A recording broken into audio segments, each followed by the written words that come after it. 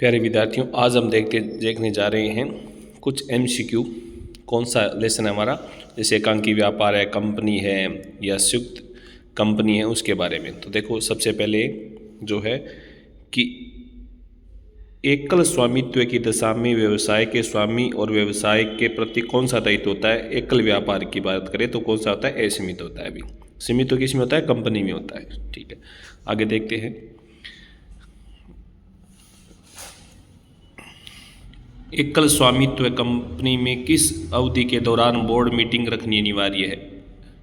किसमें? अर्धवार्षिक, यानी 6 महीने में। अगर आपने एकांकी व्यापार कर रखा है या एकल स्वामित्व कंपनी, तो कम से कम अर्धवार्षिक और 6 महीने में आपको क्या करनी होगी? एक बोर्ड मीटिंग रखनी होगी, और न्यूनतम 90 दिन के अंतराल में। एक एकल व्यक्ति कंपनी में अधिकतम कितने संचालक हो सकते हैं? अब चाहे एक व्यक्ति हो चाहे निजी, सब में क्या हो सकते हैं? 15 संचालक हो सकते हैं अधिकतम। ये अधिकतम है 15। एकल स्वामित्व कंपनी में एक से अधिक निर्देशक को नियुक्त करने पर वर्ष में कम से कम कितनी निर्देशक सभाएं आयोजित करनी होगी? कम से कम कितनी होगी? 2। कम से कम 2 आपको सभाएं आयोजित करनी होगी। संयुक्त स्कंद कंपनी या जॉइंट स्टॉक कंपनी के लिए पंजीयन करवाना होता है, अनिवार्य होता है। कंपनी को तो सभी को अनिवार्य होता है पंजीयन करवाना। साझेदारी के लिए आवश्यक नहीं है। एक फर्म में साझेदार का दायित्व कौन सा होता है? अभी साझेदारी का होता है असीमित। उसके बाद व्यवसायिक गोपनीयता की दृष्टि से उपयुक्त व्यवसायिक संगठन कौन सा है? गोपनीयता की दृष्टि से कौन सा है? हिंदू कंपनी साझेदारी, ये अच्छा है, क्योंकि इसका मालिक ये क्या होता है? इसमें 2 हो गए, इसमें अधिक, इसमें भी कई हो गए, लेकिन इसमें तो एक ही व्यक्ति होता है अभी। इसलिए गोपनीयता का मतलब होता है अपनी बात अपने पास ही रखना, दूसरे के सामने प्रकट नहीं हो सकती है, इसमें गोपनीयता हो सकती है। भारतीय कंपनी अधिनियम 2013 के अनुसार सार्वजनिक कंपनी में सदस्यों की न्यूनतम संख्या कितनी होती है? न्यूनतम होती है 7, लेकिन अधिकतम अंश पूंजी तक हो सकती है। इन कितनी हो? असीमित। अभी जितने अंश जारी करेंगे उतनी हो जाएगी। और वर्तमान जो कंपनी अधिनियम 2013 है, उसमें कितनी धाराएं हैं? तो इसमें कितनी धाराएं हैं? अभी 470 धाराएं। तो इस अधिनियम में कुल 470 धाराएं हैं, 29 अध्याय और 7 अनुसूची। कितनी अनुसूची हैं? 7 अनुसूची, 470 धारा, 29 क्या इसमें अध्याय है। कंपनी अधिनियम 2013 के अनुसार प्रत्येक सूचीबद्ध कंपनी के संचालक मंडल में कितने स्वतंत्र निर्देशक हो सकते हैं? कितना होगा? 1/3। यानी कोई भी सार्वजनिक सूचीबद्ध कंपनी, उसमें 1/3 स्वतंत्र निर्देशक हो सकते हैं। कंपनी 2013 में कुल कितनी अनुसूचियाँ हैं? अभी पढ़ाई हुई अनुसूची कितनी है? 7। अनुसूची कितनी है? 7। अध्याय कितने? 29। धारा कितनी है? 470। किसमें? वर्तमान कंपनी अधिनियम में भी। अब कौन कौन सी अनुसूची है उसके बारे में देखो। अभी कंपनी अधिनियम 2013 में कुल 7 अनुसूचियाँ हैं। पहली अनुसूची है पार्श्व सीमा नियम और अंतर्नियम बनाने की। दूसरी कौन सी है? मूल्य ह्रास, डेप्रिसिएशन लगाने की। तीसरी कौन सी है? अभी वित्तीय विवरण का प्रारूप बनाना हो, जिसमें 2 भाग है। फर्स्ट में तो चिट्ठा है, सेकंड में लाभानी है।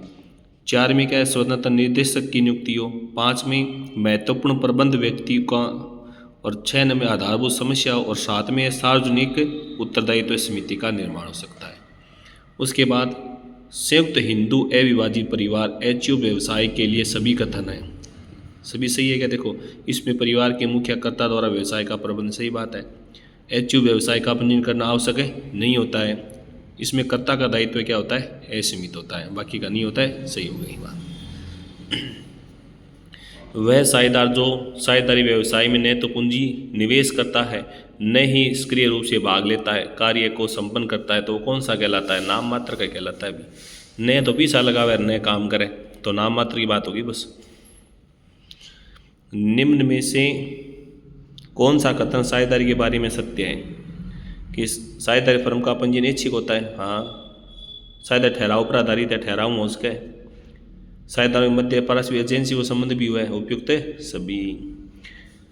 साझेदारी का अंतिम अकाट्य प्रमाण क्या होता है? एजेंसी का संबंध। अनुबंध, लाभ, उपयुक्त सभी है क्या? ज़्यादातर इनमें से बेस्ट कौन सा हो गया? एजेंसी का संबंध इसमें पाया जाता है। किसमें? साझेदारी में। एजेंट और प्रधान का संबंध जैसे होता है।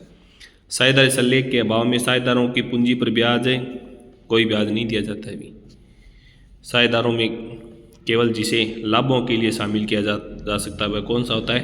आवश्यक। इसे केवल लाभों के लिए शामिल कर सकते हैं। निम्न में से एक व्यक्ति कंपनी यानी ओपीसी के संबंध में कौन सा कथन सत्य है?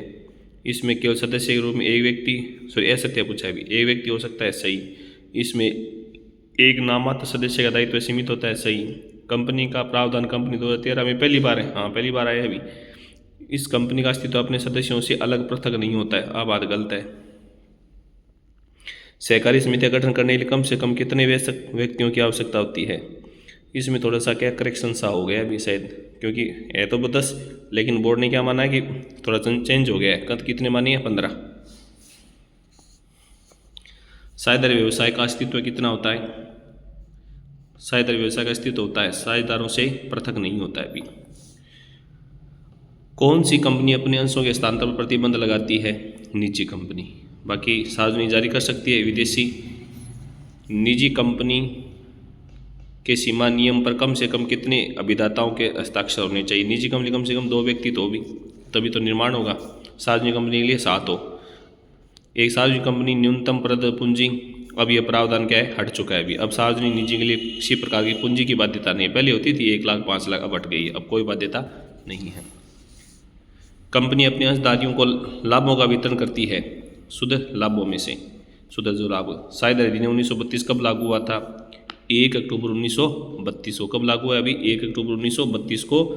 अब ये संपूर्ण भारत पर ही हो गए। अभी साझेदारी संगठन में कौन सा लक्षण विद्यमान नहीं होता? साझेदारों का पंजीयन ऐच्छिक होता है, जी हाँ। साझेदारों के समझौते के आधार पर हो सके। साझेदारी अविच्छिन्न उत्तराधिकार होगा नहीं है। साझेदारी में का दायित्व क्या होता है? ऐसे में भी सही है, और सी थोड़ा गलत लग रही है।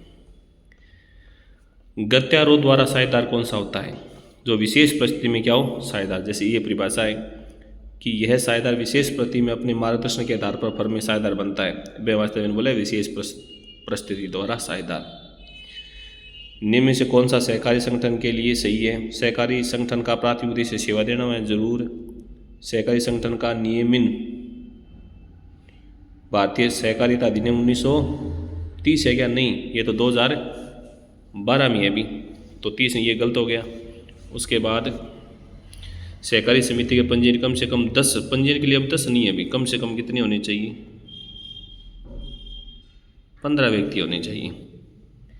और सहकारी संगठन में सदस्यों को मतदान का अधिकार लगाई गई पूंजी के अनुपात में होता है कि ये तो नहीं होता है, तो कौन से सही है? 1 और 3, जिसमें ये भी ध्यान रखना, ये वैसे गलत है। अब ये 15 हो गए सदस्य। एक सब के लिए, सब एक के लिए, ये कथन किस में है? ये तो सहकारी संगठन में होता है। सहकारिता व समानता मूलक प्रजातांत्रिक सिद्धांतों पर किस व्यवसायिक संगठन का निर्माण होता है? सहकारी संगठन का होता है। तो इसी के साथ इसके MCQ आपके कंप्लीट हो चुके हैं। धन्यवाद।